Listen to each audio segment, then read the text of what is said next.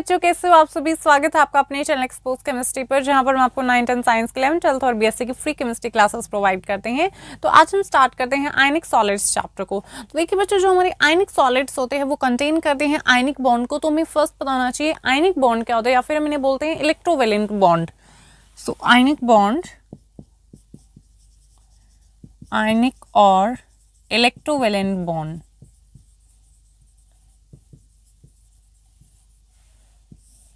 Ionic bond क्या होता है बच्चों? ये बॉन्ड जब फॉर्म होता है जब एक एटम से दूसरे एटम के पास में कंप्लीट ट्रांसफर हो जाता है इलेक्ट्रॉन्स का। ठीक है, उनके कंप्लीट करने के लिए या तो डुप्लेट कंप्लीट होता है वहां पर, या फिर ऑक्टेट कंप्लीट होता है, और वो एक्वायर कर लेते हैं स्टेबल जो उनका नियरेस्ट नोबल गैस कॉन्फिग्रेशन होता है उसको। फॉर एग्जाम्पल अगर हम देखते हैं like Na positive Cl negative, यहाँ पर देखिए क्या होता है, जो Na है, Na के पास कितने इलेक्ट्रॉन्स होते हैं? अगर मैं इसके इलेक्ट्रॉनिक कॉन्फ़िगरेशन को राइट करती हूँ मैं, तो क्या होगी वो 2 8 1 यही होगी।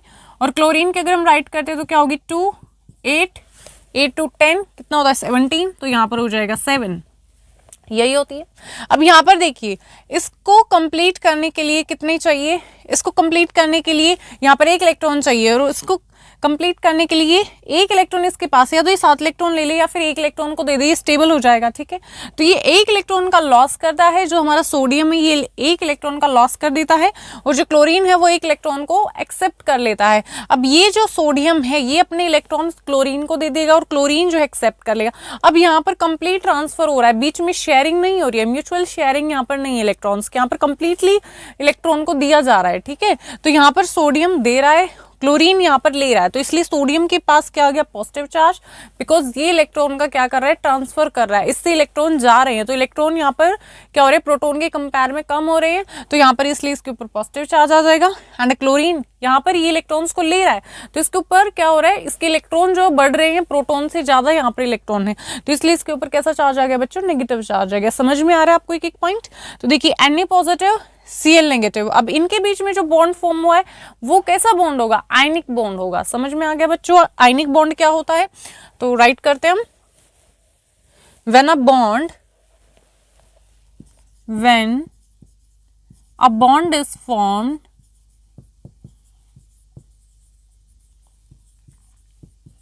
by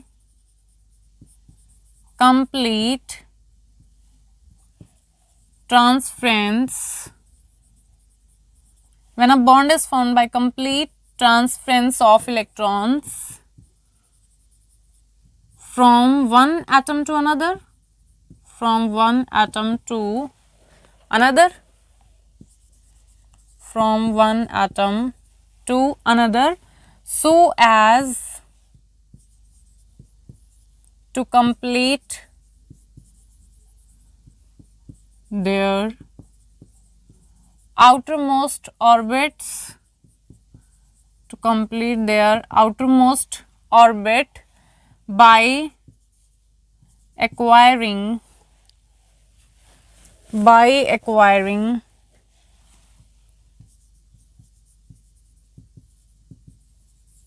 8 electrons। 8 इलेक्ट्रॉन से क्या कंप्लीट होगा? ऑक्टेट, या फिर और 2 इलेक्ट्रॉन्स मतलब डुप्लेट। ठीक है, यहां पर क्या होगा, कंप्लीट करेंगे वो, so as to complete their outermost orbit. अपने आउटर मोस्ट ऑर्बिट को कंप्लीट करने के लिए यहाँ पर ट्रांसफर होता है इलेक्ट्रॉन का एक एटम से दूसरे के पास में, या तो वो 8 इलेक्ट्रॉन कंप्लीट करते हैं, ऑक्टेट कंप्लीट होता है, फिर 2 इलेक्ट्रॉन डुप्लेट कंप्लीट होता है, and hence acquire the stable nearest noble gas configuration, nearest noble gas configuration, and the bond formed is called ionic or electrovalent bond। इससे हम क्या बोलेंगे बच्चों, आयनिक या फिर इलेक्ट्रोवैलेंट बॉन्ड हम बोलेंगे। And ionic solids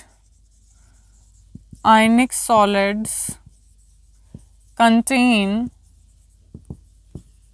an ionic bond and the compounds, जो कंपाउंड करेंगे आयनिक बॉन्ड को वो क्या हो जाएंगे हमारे ionic compounds. And the compounds containing ionic bond are called ionic compounds. Ionic compounds, तो वो क्या हो जाएंगे बच्चों, हमारे आयनिक कंपाउंड्स हो जाएंगे। सो जब एक बॉन्ड फॉर्म होता है बच्चों कंप्लीट ट्रांसफरेंस से इलेक्ट्रॉन के एक एटम से दूसरे के पास में, इससे क्या होगा, कंप्लीट हो गए उनके आउटर मोस्ट ऑर्बिट्स, एक्वायर करके 8 इलेक्ट्रॉन्स या फिर 2 इलेक्ट्रॉन्स। 8 इलेक्ट्रॉन मतलब ऑक्टेट, 2 इलेक्ट्रॉन्स मतलब डुप्लेट, और वो एक्वायर कर लेते हैं स्टेबल नियरेस्ट जो नोबल गैस कॉन्फ़िगरेशन है उसको। एंड यहाँ पर जो हमारा बॉन्ड फॉर्म होता है इसे हम क्या बोलेंगे, आयनिक या फिर electrovalent bond. And ionic solid contain करते हैं आयनिक बॉन्ड को, और जो कंपाउंड कंटेन करेंगे आयनिक बॉन्ड्स को, जो कंटेन करेंगे आयनिक बॉन्ड्स को, उन्हें हम क्या बोल देंगे बच्चों, आयनिक कंपाउंड्स। क्या बोलेंगे, आयनिक कंपाउंड्स बोल देंगे। एंड जब बॉन्ड फॉर्म होगा हमारा कंप्लीट ट्रांसफरेंस से इलेक्ट्रॉन के एक एटम से from one atom to another, इससे कंप्लीट होगी उनके आउटर मोस्ट ऑर्बिट, एक्वायर करके 8 इलेक्ट्रॉन या फिर 2 इलेक्ट्रॉन्स, एक्वायर करेंगे stable nearest noble gas configuration को। एंड ये जो बॉन्ड फॉर्म होगा इसे हम क्या बोलेंगे, आयनिक और इलेक्ट्रोवैलेंट बॉन्ड। समझ में आ गया बच्चों। नेक्स्ट हम देखते हैं फॉर्मेशन आयनिक बॉन्ड की। फॉर्मेशन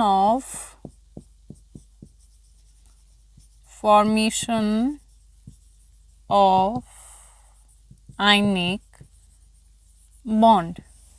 यहाँ पर हम देखेंगे बच्चों फॉर्मेशन किस तरीके से होती है हमारे आयनिक बॉन्ड की। अब जो एटम्स होते हैं वो इलेक्ट्रिकल न्यूट्रल होते हैं, मतलब वहाँ पे जो नंबर ऑफ इलेक्ट्रॉन्स हैं और जो नंबर ऑफ प्रोटॉन्स है वो इक्वल होते हैं। एटम्स क्या होते हैं बच्चों, हमारी इलेक्ट्रिकली न्यूट्रल होते हैं। इसका मतलब यहाँ पर जो नंबर ऑफ इलेक्ट्रॉन्स होते हैं वो किसके इक्वल होते हैं, हमारे नंबर ऑफ प्रोटॉन्स के। नंबर ऑफ इलेक्ट्रॉन्स है वो किसके इक्वल होंगे, हमारे नंबर ऑफ प्रोटॉन्स के। जितने इलेक्ट्रॉन्स उतने ही क्या होंगे, हमारे प्रोटॉन्स होते हैं। अब देखिए जैसे कोई भी एटम जब लॉस करता है इलेक्ट्रॉन का, तो इलेक्ट्रॉन के लॉस से उसके पास क्या आ जाएगा, अब हमारे पास प्रोटॉन ज़्यादा हो गई और इलेक्ट्रॉन कम हो गए। ऑलराइट, तो देखिए जब एटम जो है वो लॉस करता है इलेक्ट्रॉन का, लॉस कर दिया इसने इलेक्ट्रॉन का, तो यहाँ पर इलेक्ट्रॉन की क्या हो जाएगी, हमारी कमी हो जाएगी। अब यहाँ पर क्या होंगे, प्रोटॉन ज़्यादा हो गए बिकॉज इलेक्ट्रॉन का लॉस हो रहा है, तो इलेक्ट्रॉन कम। यहाँ पर जो प्रोटॉन है वो एक्सीड कर जाएंगे किससे, इलेक्ट्रॉन से। प्रोटॉन ज़्यादा इलेक्ट्रॉन कम, तो प्रोटॉन ज़्यादा होने की वजह से इसके ऊपर कैसा चार्ज, पॉजिटिव चार्ज। ऑलराइट, तो जब एटम कोई भी इलेक्ट्रॉन का लॉस करता है इसलिए वहाँ पे कैसा आता है बच्चों, पॉजिटिव चार्ज आता है, because here protons exceeds the electrons. Protons यहाँ पर ज़्यादा है देन इलेक्ट्रॉन। तो लाइक हम देखते हैं ए, ठीक है, ए है ये और इसने लॉस किया है इलेक्ट्रॉन्स का, तो ये क्या हो जाएगा, ए पॉजिटिव और यहाँ पर एक इलेक्ट्रॉन। ठीक है, इस एटम ने क्या कर दिया, लॉस कर दिया एक इलेक्ट्रॉन का, और क्या हो गया, ये ए पॉजिटिव फॉर्म कर लिया इसने। इसके ऊपर कैसा चार्ज आ जाएगा, पॉजिटिव चार्ज आ जाएगा। उसके बाद जब गेन करता है इलेक्ट्रॉन को, गेन करेगा इलेक्ट्रॉन, तो यहाँ पर क्या होगा, इलेक्ट्रॉन ज़्यादा हो जाएंगे, है ना, देन प्रोटॉन। तो इसलिए यहाँ पर इलेक्ट्रॉन्स एक्सीड कर जाएंगे देन प्रोटॉन, एंड कैसा चार्ज आएगा यहाँ पर, नेगेटिव, बिकॉज यहाँ पर इलेक्ट्रॉन्स ज़्यादा है। तो इसलिए लाइक बी एटम है, इसने इलेक्ट्रॉन का गेन किया और ये फॉर्म कर लेता है बी नेगेटिव। ऑलराइट बच्चों, अब यहाँ पर क्या हुआ, इलेक्ट्रॉन का गेन हुआ है, तो इलेक्ट्रॉन का गेन होने की वजह से इलेक्ट्रॉन एक्सीड कर गई देन प्रोटॉन, इलेक्ट्रॉन ज़्यादा है प्रोटॉन से, इसलिए कैसा चार्ज आ गया इसके ऊपर, नेगेटिव चार्ज।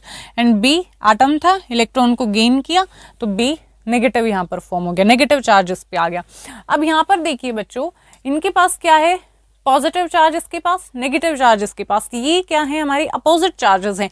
अब यहाँ पर अपोजिट चार्जेस होने की वजह से ये क्या करते हैं बच्चों, एक दूसरे को अट्रैक्ट करते हैं। तो जब दो एटम क्या करते हैं, इलेक्ट्रॉन का गेन और लॉस होता है, इनके बीच में ट्रांसफर होता है इलेक्ट्रॉन्स का, तो यहाँ पर इनके पास क्या आ जाते हैं, अपोजिट चार्ज आ जाते हैं। अब ये अपोजिट चार्जेस की वजह से एक दूसरे को क्या करते हैं, अट्रैक्ट करते हैं। किस फोर्स के through, electrostatic force of attraction के थ्रू ये क्या करते हैं बच्चों, अट्रैक्ट करते हैं एक दूसरे को, फॉर्म कर लेते हैं यहाँ पर कंपाउंड। ऑलराइट, और यहाँ पर जो हम बॉन्ड फॉर्म होता है, क्या क्या इन्होंने इलेक्ट्रोस्टैटिक फोर्स ऑफ अट्रैक्शन के साथ में क्या हो रहे हैं, अट्रैक्ट हो रहे हैं। तो यहाँ पर अब जो बॉन्ड फॉर्म होता है उसे हम क्या बोलते हैं, आयनिक बॉन्ड, या फिर हम इसे बोलते हैं बच्चों इलेक्ट्रोवेलेंट बॉन्ड। समझ में आया, क्या बोलते हैं हम इसे, आयनिक बॉन्ड या फिर इलेक्ट्रोवेलेंट बॉन्ड। तो यहाँ पे कैसी हुई, electrostatic force of attraction, electrostatic force of attraction है इनके बीच में, तो इसलिए ये जो बॉन्ड होगा हम इसे क्या बोल सकते हैं, इलेक्ट्रोवेलेंट या फिर आयनिक बॉन्ड, आयनिक और इलेक्ट्रोवेलेंट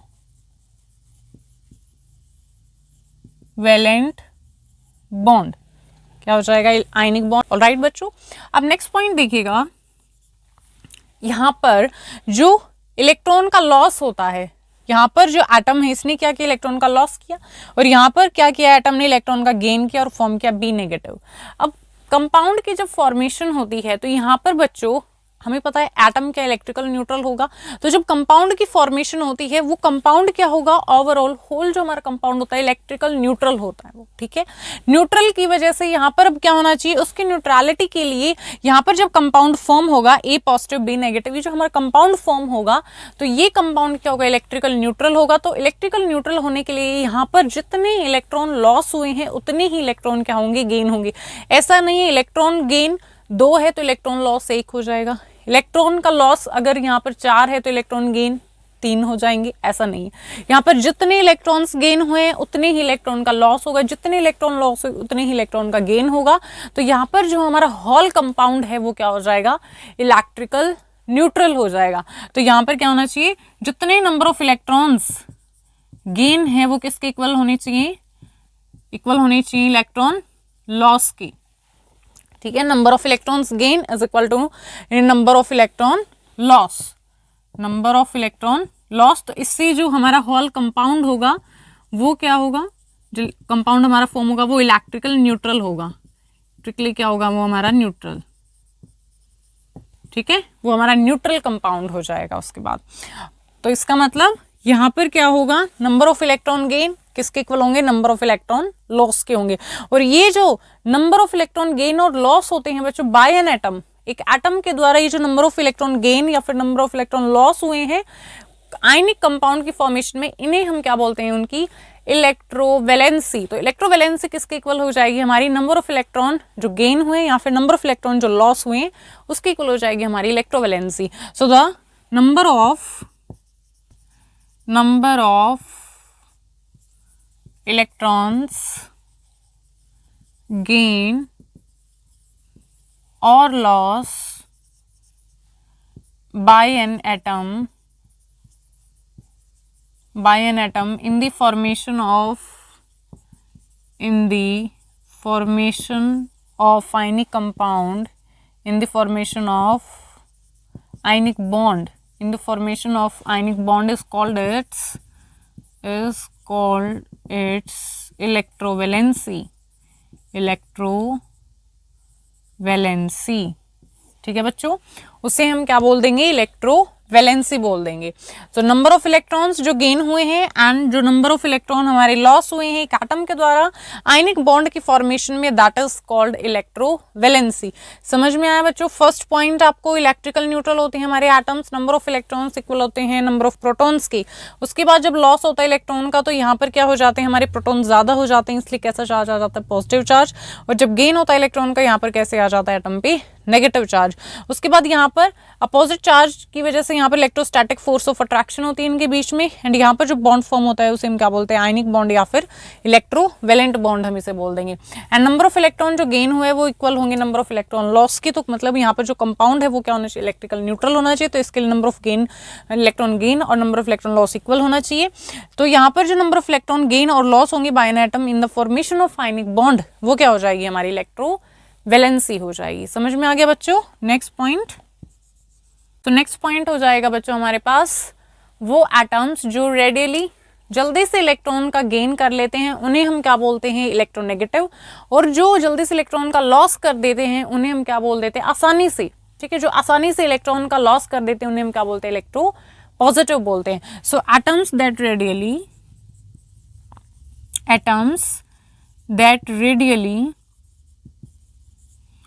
लॉस द इलेक्ट्रॉन, वो क्या हो जाएंगे, electro positive. And atoms that readily gains the electrons,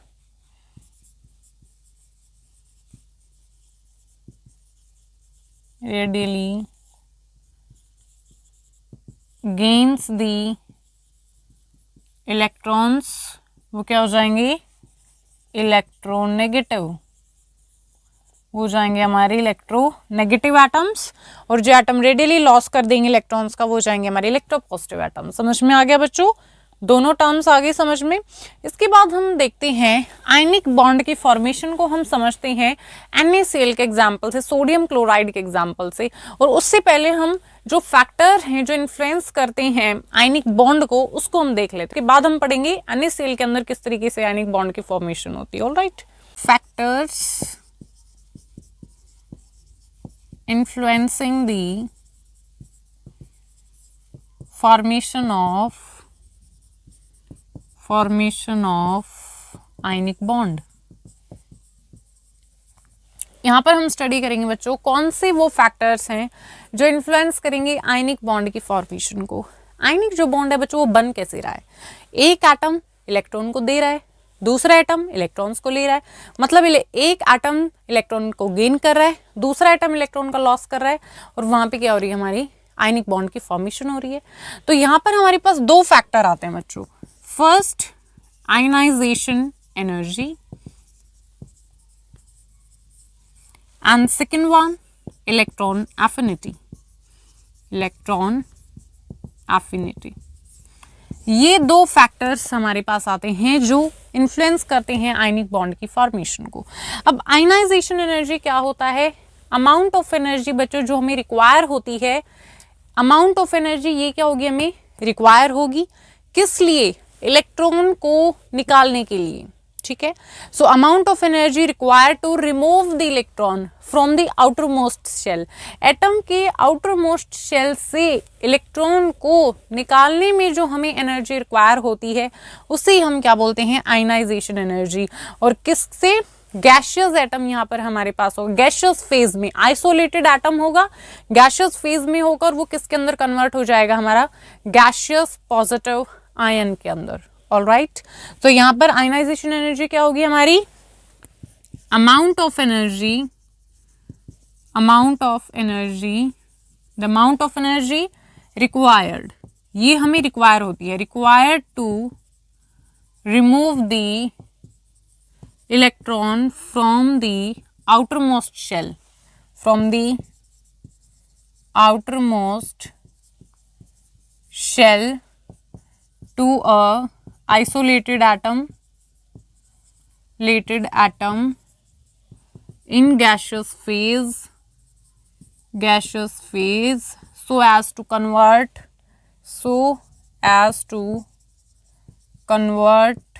it into a gaseous positive ion।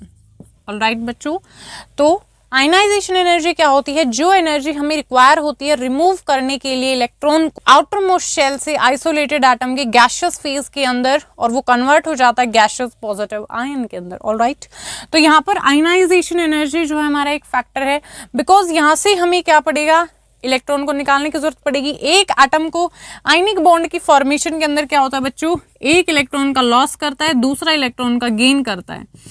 तो एक एटम जो इलेक्ट्रॉन का लॉस कर रहा है, जितनी आसानी से वो इलेक्ट्रॉन का लॉस करेगा, एक एटम जितनी आसानी से इलेक्ट्रॉन का लॉस करेगा, उतनी ही आयनिक बॉन्ड फॉर्मेशन क्या होगी हमारी, बढ़ेगी। और दूसरा इलेक्ट्रॉन जो गेन करने वाला, जितनी जल्दी से ये इलेक्ट्रॉन का गेन करेगा, जितनी आसानी से इलेक्ट्रॉन का गेन करेगा, उतना ही क्या होगा, जो हमारी आयनिक बॉन्ड है वो अच्छे से होगी। तो देखिए अब यहाँ पर कौन से हैं जो आयनिक बॉन्ड को फॉर्मेशन को इन्फ्लुएंस कर रहे हैं। एक तो इलेक्ट्रॉन एफिनिटी, एक आयनाइजेशन एनर्जी। आयनाइजेशन एनर्जी हमने क्या बोला, वो अमाउंट ऑफ एनर्जी जो रिक्वायर है हमें रिमूव करने के लिए इलेक्ट्रॉन को आउटरमोस्ट शेल से। अब इलेक्ट्रॉन को निकालने के लिए हमें इस एनर्जी की रिक्वायरमेंट है। अब जिस एटम से इलेक्ट्रॉन का लॉस हो रहा है, अगर उसकी आयनाइजेशन एनर्जी स्मॉल है बच्चों, तो क्या होगा, इससे जो हमारा आयनिक बॉन्ड फॉर्मेशन है वो बहुत आसानी से होगा, बहुत अच्छे से होगा। जो हमारी आयनिक बॉन्ड फॉर्मेशन की जो हमारी प्रोबेबिलिटी हो जाएगी वो क्या है, हमारी इनहांस हो जाएगी, बिकॉज यहाँ पे जो आयनाइजेशन एनर्जी है वो क्या है, स्मॉलर है। तो इसलिए एक तो आयनाइजेशन एनर्जी क्या होनी चाहिए हमारी, स्मॉलर। सो यहाँ पर लिखते हैं स्मॉलर आयनाइजेशन एनर्जी होनी चाहिए एक एटम की, स्मॉलर आयनाइजेशन एनर्जी होनी चाहिए, ठीक है, first thing. Second thing, electron affinity. अब इलेक्ट्रॉन एफिनिटी होता क्या है, सबसे पहले ये पता होना चाहिए। इलेक्ट्रॉन एफिनिटी होता है बच्चों, जो हमारी एनर्जी के अंदर चेंज आता है या फिर जो एनर्जी हमारी रिलीज होती है। इलेक्ट्रॉन एफिनिटी क्या है, जो एनर्जी रिलीज होती है जब एक एक्स्ट्रा इलेक्ट्रॉन को ऐड किया जाता है, ठीक है, जब एक एक्स्ट्रा इलेक्ट्रॉन को बच्चों हम ऐड करते हैं, वहां पर जो एनर्जी रिलीज होती है, और वही हमारा गैशियस फेज के अंदर आइसोलेटेड एटम में, तो यहाँ पर फॉर्मेशन किसकी होती है, गैशियस नेगेटिव आयन की, ठीक है। यहाँ पर कैसा चार्ज आएगा, उसके ऊपर नेगेटिव चार्ज आ जाएगा। समझ आ गया बच्चों। तो इलेक्ट्रॉन एफिनिटी क्या हो जाएगी हमारी, यहाँ पर हम लिख लेते हैं इलेक्ट्रॉन एफिनिटी क्या हो जाएगी, अमाउंट ऑफ एनर्जी जो हमारी रिलीज होगी, ये क्या होती है, हमारी एनर्जी रिलीज होती है, ठीक है, जो एनर्जी रिलीज होती है, फिर जो एंथैल्पी चेंज आता है, दी एनर्जी रिलीज या फिर एंथैल्पी चेंज कब आता है, ये कब एनर्जी रिलीज होती है, जब एक एक्स्ट्रा इलेक्ट्रॉन को हम ऐड करते हैं, जब एक एक्स्ट्रा इलेक्ट्रॉन को ऐड किया जाता है, किसके अंदर, एक्स्ट्रा इलेक्ट्रॉन ऐड होगा, two extra electron added to isolated atom, to isolated atom, ठीक है। आइसोलेटेड एटम में जो हमारा एक्स्ट्रा इलेक्ट्रॉन है वो ऐड हो जाएगा, और यहां पर गैशियस फेज में होगा, गैशियस फेज में होगा, और to form negative ion, gaseous negative ion, to form gaseous negative ion, ठीक है बच्चों। तो इलेक्ट्रॉन एफिनिटी समझ में आया, जो एनर्जी हमारी चेंज होती है या फिर जो हमारी एनर्जी रिलीज होती है जब एक एक्स्ट्रा इलेक्ट्रॉन को ऐड किया जाता है आइसोलेटेड एटम के अंदर गैशियस फेज में, और वहां पर फॉर्म होता है हमारा नेगेटिव गैशियस आयन, ठीक है, वहां पर गैशियस नेगेटिव आयन हमारा फॉर्म हो जाएगा। जबकि आयनाइजेशन एनर्जी के केस में क्या फॉर्म हो रहा है, हमारा positive gaseous positive ion, positive charge आ रहा है, बिकॉज ये जो हमारा इलेक्ट्रॉन है उसको क्या कर रहा है, लॉस कर रहा है, ये इलेक्ट्रॉन का गेन कर रहा है, तो इसलिए इसके ऊपर कैसा चार्ज आ रहा है, नेगेटिव चार्ज आ रहा है। समझ आया बच्चों। तो अब एक एटम के पास में तो क्या होना चाहिए, स्मॉलर आयनाइजेशन एनर्जी होनी चाहिए, बिकॉज जितनी कम आयनाइजेशन एनर्जी उसके पास होगी उतनी आसानी से वो क्या करेगा, इलेक्ट्रॉन का लॉस इजिली हो जाएगा। अब इलेक्ट्रॉन एफिनिटी की अगर हम बात करते हैं, दूसरे एटम को इलेक्ट्रॉन का क्या करना है, गेन करना है। अब जितनी यहाँ पर ज्यादा हाई वैल्यू होगी इलेक्ट्रॉन एफिनिटी की, जितनी हाई वैल्यू होगी इलेक्ट्रॉन एफिनिटी की, उतना ही क्या होगा, वो आसानी से इलेक्ट्रॉन का गेन कर लेगा। उतनी जितनी आसानी से वो इलेक्ट्रॉन का गेन करेगा उतनी ही हमारी क्या होगी, आयनिक बॉन्ड की जो फॉर्मेशन है वो इनहैंस होगी। ऑलराइट बच्चों, सो यहाँ पर सेकंड क्या होना चाहिए, high value of electron affinity, high value of electron affinity, high value होनी चाहिए बच्चों इलेक्ट्रॉन एफिनिटी की, एंड स्मॉलर होनी चाहिए हमारी आयनाइजेशन एनर्जी। तो ये जो दो फैक्टर्स है बच्चों इन्फ्लुएंस करते हैं हमारी फॉर्मेशन को आयनिक बॉन्ड की। क्लियर है आपको, एक एक पॉइंट समझ में आया, कहीं पे कोई प्रॉब्लम नहीं है। फर्स्ट पॉइंट क्या था, हमारी आयनाइजेशन एनर्जी, सेकंड पॉइंट क्या है, हमारी इलेक्ट्रॉन एफिनिटी। कौन से फैक्टर हैं जो फॉर्मेशन को आयनिक बॉन्ड के इन्फ्लुएंस कर रहे हैं, हमारी स्मॉलर होनी चाहिए आयनाइजेशन एनर्जी, हाई वैल्यू होनी चाहिए इलेक्ट्रॉन एफिनिटी की, जिससे कि जो हमारी फॉर्मेशन है आयनिक बॉन्ड की वो क्या हो जाएगी, हमारी इनहांस हो जाएगी। सो समझ में आ गए दोनों पॉइंट्स, यही आपको राइट करने हैं, smaller ionization energy and high value of electron affinity. क्यों? बिकॉज एक एटम को आयनिक बॉन्ड की जब फॉर्मेशन होती है तो एक एटम इलेक्ट्रॉन का गेन कर रहा है, दूसरा लॉस करता है। तो एक एटम जो इलेक्ट्रॉन का क्या कर रहा है, लॉस कर रहा है, उसकी जो आयनाइजेशन एनर्जी वो कम होनी चाहिए, उतनी आसानी से वो लॉस करेगा। और दूसरा एटम इलेक्ट्रॉन का गेन कर रहा है तो उसकी इलेक्ट्रॉन एफिनिटी क्या होनी चाहिए, हाई वैल्यू होनी चाहिए, जिससे वो आसानी से इलेक्ट्रॉन का गेन कर पाए और जो आयनिक बॉन्ड की फॉर्मेशन है वो इनहांस हो जाए, अच्छे से हो जाए। समझ में आ गया बच्चों, ये था फैक्टर्स। उसके बाद हम देख लेते हैं फॉर्मेशन को सोडियम क्लोराइड की, ठीक है, कैसे आयनिक बॉन्ड की फॉर्मेशन होती है। तो सेकंड यहाँ पर हम देख लेते हैं सोडियम क्लोराइड की फॉर्मेशन ऑफ सोडियम क्लोराइड की फॉर्मेशन को। तो देखिए NaCl होता है। अब यहाँ पर एक क्या है, हमारा सोडियम है, दूसरा क्या है बच्चों, क्लोरीन है। अगर मैं राइट करती हूँ इलेक्ट्रॉनिक कॉन्फ़िगरेशन सोडियम की तो क्या आती है वो Na, जो Z क्या होता है, एटॉमिक नंबर 11 होता है, Z इज इक्वल टू 11, ठीक है, 2 8 1 यही होती है। और chlorine Z is equal to 17 तो कितना आता है 2 8 7, ऑलराइट। तो यहाँ पर सोडियम जो है बच्चों, अगर वो इसे एक इलेक्ट्रॉन का लॉस कर दे तो वो क्या एक्वायर कर लेगा, नियरेस्ट नोबल गैस कॉन्फ़िगरेशन को, नियॉन की, ठीक है, स्टेबल हो जाएगा, Na पॉजिटिव फॉर्म करेगा ये। और Cl जब एक इलेक्ट्रॉन का, यहाँ पर इसके ऑक्टेट कंप्लीट होने के लिए एक इलेक्ट्रॉन चाहिए सी, तो ये एक इलेक्ट्रॉन का अगर गेन कर ले तो ये भी क्या है, nearest noble gas configuration acquire कर लेगा, स्टेबल, ठीक है। तो ये भी क्या है, स्टेबल हो जाएगा, फॉर्म करता है Cl नेगेटिव को। तो एक इलेक्ट्रॉन का जब गेन कर लेगा तो यहाँ पर कौन सी आ जाएगी, हमारी आर्गन, ठीक है, आर्गन जो हमारी नोबल गैस कॉन्फ़िगरेशन उसको ये एक्वायर कर लेगा, तो ये स्टेबल हो जाएगा। तो यहाँ पर Na पॉजिटिव फॉर्म होकर यहाँ पर Cl नेगेटिव, और ये फॉर्म कर लेंगे compound that is NaCl, alright. तो यहाँ पर देखिए किस तरीके से Na हमारे पास, इसका क्या है 2 8 1, ये क्या करता है, एक इलेक्ट्रॉन का loss, Na positive plus electron, तो यहाँ पर हो गया 2 8, ऑलराइट बच्चों। उसके बाद क्लोरीन है, क्लोरीन ऐड करेगा एक इलेक्ट्रॉन को, यहाँ पर है 2 8 7, और ये इलेक्ट्रॉन का गेन करके Cl नेगेटिव, तो यहाँ पर आ जाएगा हमारे पास 2 8 8, इस तरीके से हो जाएगा। सोडियम ने क्या किया, इलेक्ट्रॉन का लॉस, क्लोरीन ने क्या किया, इलेक्ट्रॉन का गेन, और सोडियम क्या फॉर्म कर लेता है, sodium positive, Na positive ion, और यहाँ पर क्लोरीन नेगेटिव। तो यहाँ पर ये क्या हो गया, हमारी स्टेबल हो गई। इसने किसकी नोबल गैस कॉन्फ़िगरेशन को अचीव किया है, नियॉन की, ठीक है, जो हमारी नोबल गैस कॉन्फ़िगरेशन है यहाँ पर नियॉन की है, और यहाँ पर किसकी, हमारी आर्गन की है। तो ये फॉर्म कर लेते हैं हमारे compound that is sodium chloride, alright students.